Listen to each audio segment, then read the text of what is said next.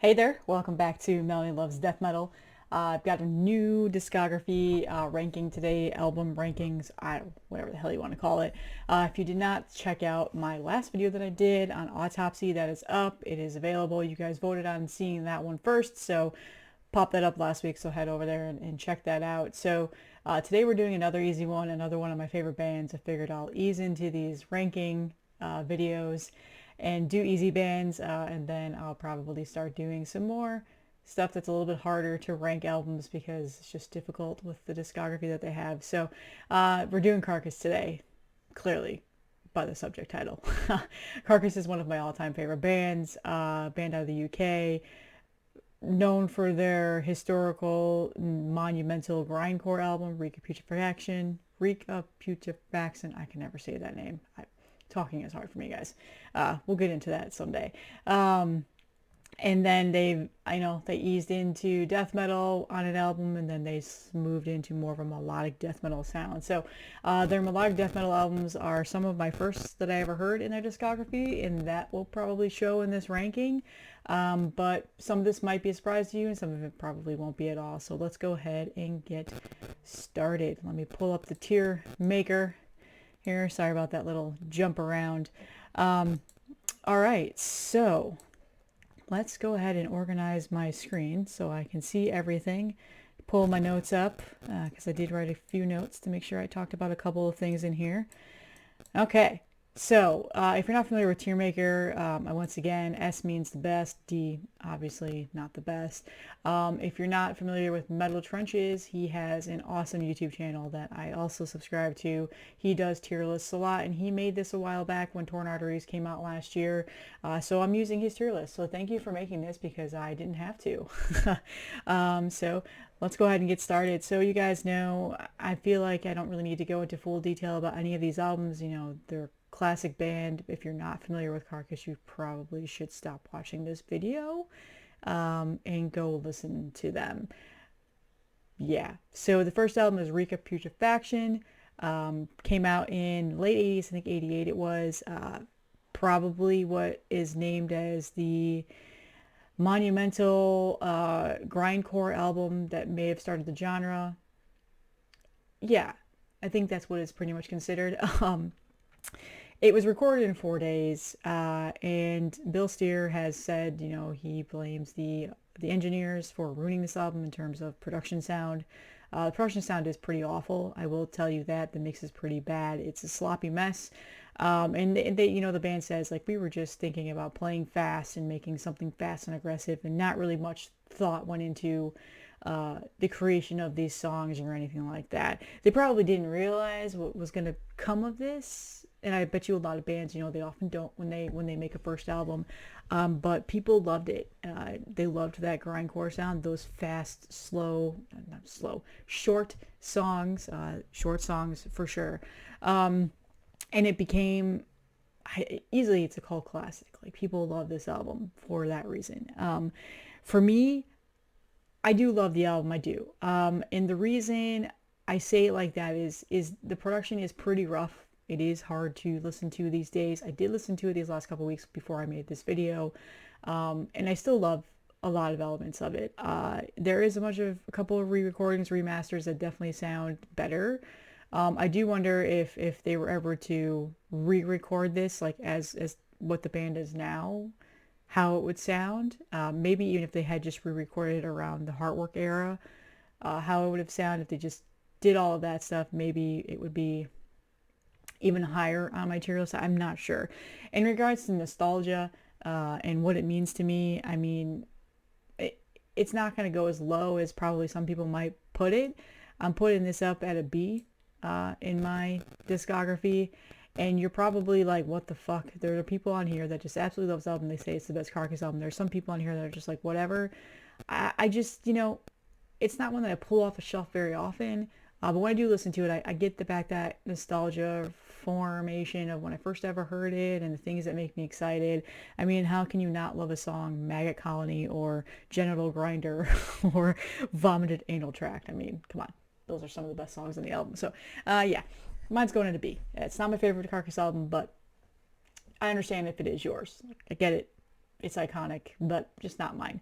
Next is Symphonies of Sickness. This came out like a year later, and immediately sounds light years ahead of Reek. So much better in terms of production quality. They definitely have better songwriting structures on here. It seems like a little bit more thought process went into their writing. Probably a little bit longer time to record the album as well. So yeah, it just is. It's leaps and bounds ahead of Reek. It has easily one of the best albums that Carcass has ever released in their discography. This is just a phenomenal record. To this day, I still love this album. I still get the warm fuzzies whenever I put it on. Embryonic Necropsy Devourment is probably one of my favorite songs by Carcass. Love that song. But that ruptured in Purulence, right into Empological Necroticism. God, these song titles, like that segue in between those two songs always gets me every time. So again, this album is fantastic. They still have the grindcore sound on it. There's definitely longer songs on here, longer in that they're not just a minute long. So they're starting to slowly move into more of that death metal sound, very slightly on this album. But the grindcore is still there. This one's an A for me. I love this album. So next is Necroticism. Longer album title name, but I'm just going to say Necroticism for now because talking is hard. This came out 91 time frame, so now we're in the 90s death metal era, and there's a lot of 90s death metal that has come out. You know, Death is out now. They're on their trail. Just so this album comes out, okay, and this album blew me away, and it made me think that I'm going to make this video eventually my favorite 90s death metal records, because this will definitely be on there. 100%. This is, again, leaps and bounds so much better in regards to production and songwriting. It's more of a death metal record. That grindcoreness starts to go away, which is not bad in my eyes. A lot of fans really wish they hadn't moved away from the grindcore sound. A lot of fans really were upset about this. They didn't like that they started moving more into melodic death metal. That was never a flaw for me personally, but I understand the people that think that way. I don't really care for some of their later albums for that reason.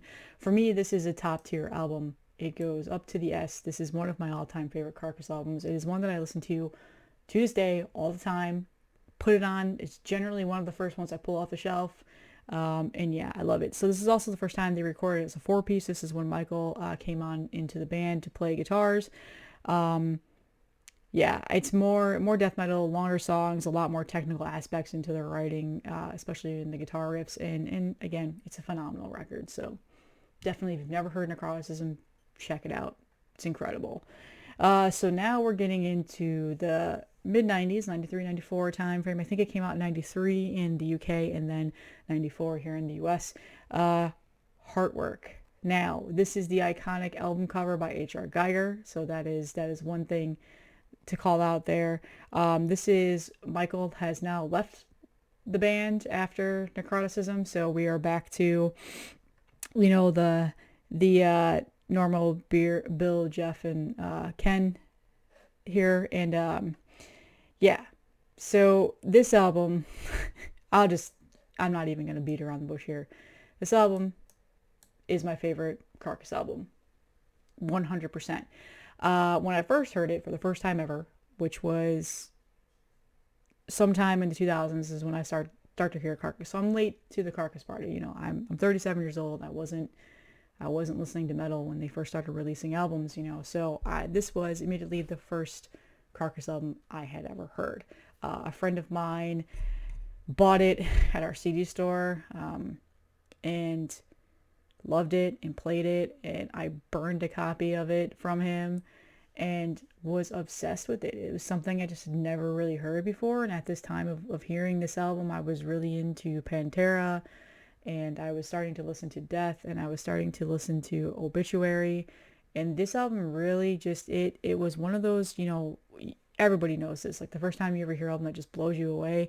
This was Heartwork for me, and it still blows me away. I still put it on and I still get that feeling of the first time I ever heard it and being just completely wowed by it. There's such great melodic guitar solos in this, and this is easily you can tell they're starting to now move into that more melodic death metal sound.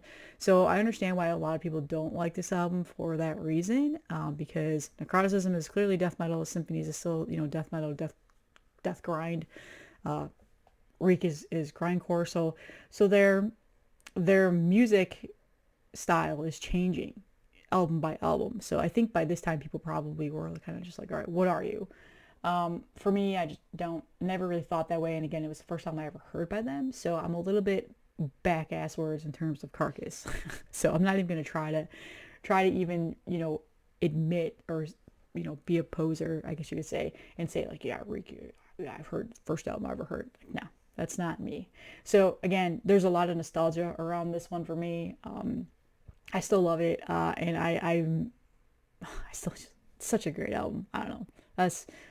I could talk about this all day. I could go into every single song, details of which I love, and the solos of which I love, and the lyrics and all that stuff, but, you know, I don't want to make this video an hour Heartwork worship. So that's immediately off the bat, my favorite Carcass album. So we are 4 albums in now of their discography, and the 4th album is my favorite album by them. So again, I just want to reiterate, Carcass doesn't have a single bad album in their discography, just I enjoy some or more than others, similar to the Autopsy and other ranking discographies I'll probably do later on. So now we're going a couple years now past Heartwork, and we've got Swan Song comes out in like the 96 time frame, so late 90s area. And it's funny because Ken, the drummer, has claimed that this is like the ultimate Carcass album because it shows off their personalities more, like their sense of humor. You can tell that by, you know, song titles and stuff. But this is easily my least favorite Carcass album. So that's probably not surprising by any means. I do think it's relatively underrated. I do think that in regards to, I think people need to give it a little bit more of a chance. Because it's not a horrible album by any means. There's some great guitar riffs on here.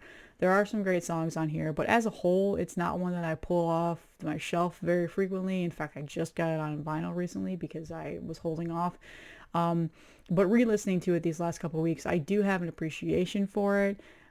But again, it's not my favorite. It's definitely my least favorite Carcass album. So I'm putting it a D, but it doesn't mean it's an awful album by any means. So in regards to other discographies and other albums that I could place this against, it's definitely better than most. And I do think it is relatively a little bit underrated. I think some people wouldn't even put this at a D. They put it like way further. Some people really hate this album. It does seem a little bit uninspired at times. It does seem like the vocals are not as aggressive. And I don't know, maybe they're having some sluggishness going on. You know, this is their 5th album. Yeah, I mean, you know, by this time they've been touring, they've been going around, and, you know, lineup changes have happened already and stuff like that. So, you know, I don't know. I thought maybe I would probably have put this higher after listening to it for a couple weeks now, thinking, you know, this is actually not as bad as I remember it. Because when I first heard it, I really did not like this album. It's like, oh shit, this is their strain in their discography, the album that they probably could have gone without making.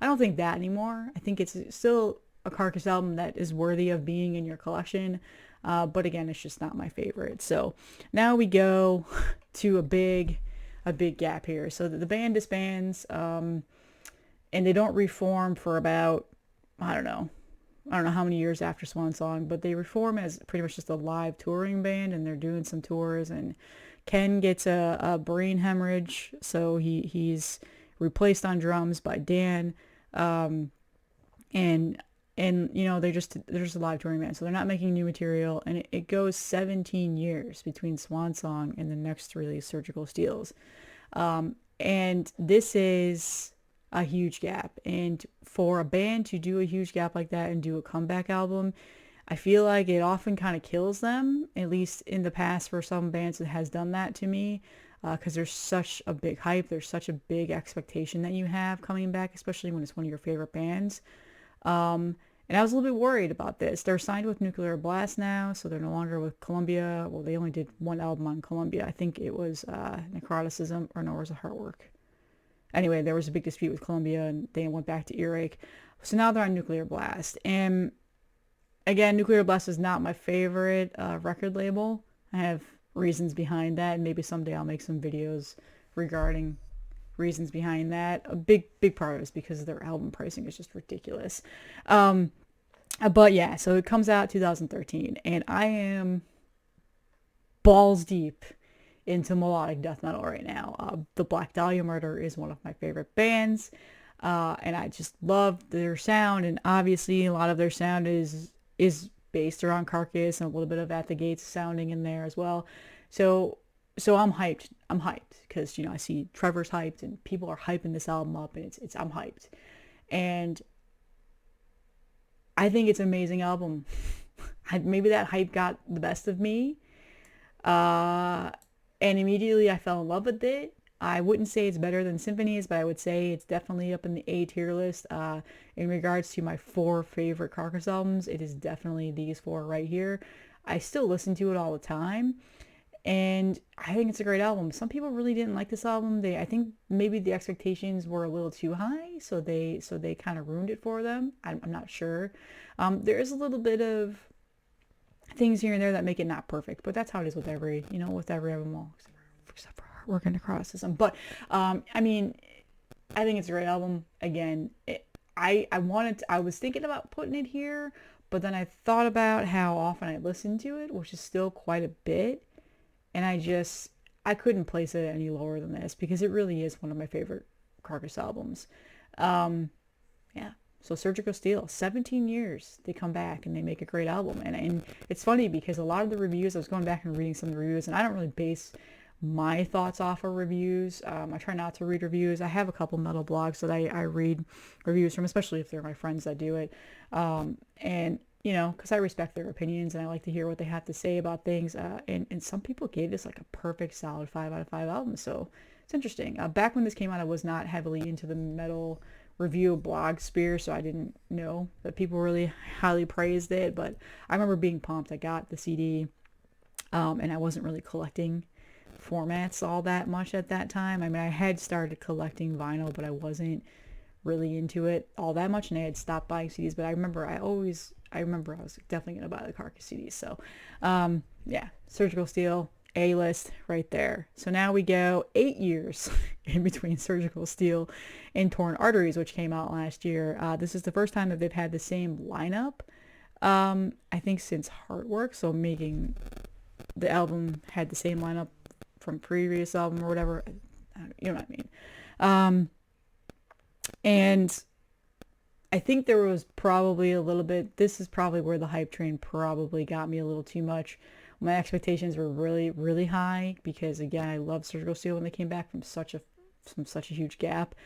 And when it first came out, I really liked Kelly's Meat Emporium, the single that they released. I really liked the EP that they released before this, the year before this. I forget what the EP's name is. And I was like, yeah, like Carcass is back. They're Carcass. They're making good albums. Again, like this new album is going to be great. And I was pretty hyped on it. I thought it was a really good album. I really liked it. And now listening to it compared to my other 4 favorite albums, it's just okay. It's not a perfect Carcass album. It's definitely got some elements of it that are really good, and they've got that old school Carcass sound to it. They've got what makes them Carcass. But again, I think maybe, I wouldn't say it wouldn't be time to hang it up, because I wouldn't mind if they made another album, to be honest with you, because again, it's one of my all-time favorite bands. I don't want them to ever break up or do any of that. But I would say, after listening to it now, I put this at a C. It's not their best, but it's also not their worst. In terms of, will it ever grow on me to where I can make it higher? Probably. I think I just need to listen to it more. Immediately when this came out, there was so much other stuff that was being released. I think I probably bumped this down on my listening rotation a little bit more than I would have liked to, because again, so much was being released around this time. And re-listening to it, there are a couple of cheesy moments on the album that I'm not a fan of, like the song In God We Trust. That was the song. I was trying to think of what it was called. I wasn't a big fan of that song, but there's no shortage of riffs on here. There's no shortage of Carcass, what makes them Carcass. In regards to it being a flop, I definitely don't think it's a flop. I know people really enjoyed this album. They considered it to be the album of the year last year. I wouldn't say for me it was that, but again, this is all subjective. Some people might think this to be different. You might say Reek is number one or Symphonies is number one. Everybody's tier list is going to be different, guys. So, but this is mine. Let me know what you think in the comments. What's your favorite Carcass album? What's your least favorite Carcass album? Have you ever seen them in concert? Because I will admit I've never seen them in concert, so that's definitely a bit of a bucket list for me. I do hope that they tour and come close to me soon. I know that COVID was a big reason why this was delayed, so I'm hoping that, hoping we get a tour and I can go see them, so I can see some of the iconic songs I absolutely love. I watched plenty of YouTube videos of them live and they're phenomenal. So, that's all that I have today. I really enjoyed making these videos. I think they're fun. I think it's a good time. I like doing the album rankings. I did a couple on Marty's channel. Like I said, we did King Diamond and Merciful Fate, and that was fun. So I want to continue to do these. So the next one will probably be Callous Decapitation, and then after that, I was thinking about doing Suffocation, and try to nail out my favorite bands and do those first. But I'm definitely going to go deeper into the underground and do things like Nunslaughter, stuff like that. Studio albums, no EPs or anything like that. So Nunslaughter might be tough. They have a lot of, I'll think about it. So anyway, what discography do you want me to rank? Remember, studio albums, not EPs. Maybe someday I'll do like a EP only ranking or whatever, but for right now, just doing studio albums, studio full lengths. So comment below, and I will see you in the next one.